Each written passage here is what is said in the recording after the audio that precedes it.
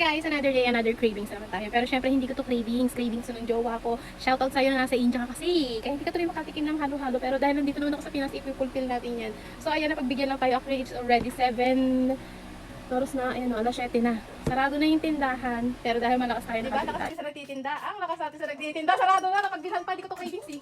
Cravings nung nasa India. Ay, ano ba yan? So ayan, meron yan lang ha, merong leche flan, tapos andun yung ube, gulaman, sago, pinipig, syempre yelo, tapos yung gatas. Haluin na natin.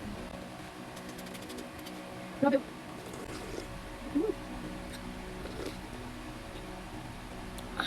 Init din dito sa Pinas, be, pero alam ko mas mainit din sa inyo. Kaya dahil gusto mo nito, ako ang kakain. Ako muna ang kakain para sa'yo. You know?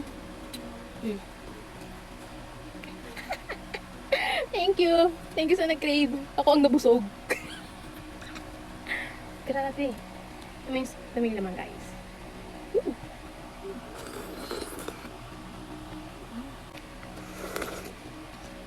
No.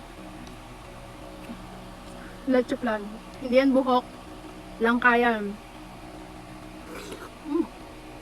Sarap.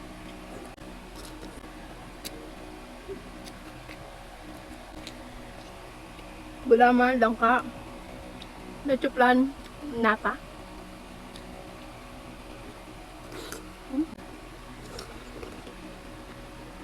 Ang daming laman. For only 40 pesos. Thank you, Archibald! Thank you, Daddy. Cravings mo, ako ang nabusog. Cravings mo, ako ang nasatisfy. Pero shoutout sa'yo dyan. Cheers!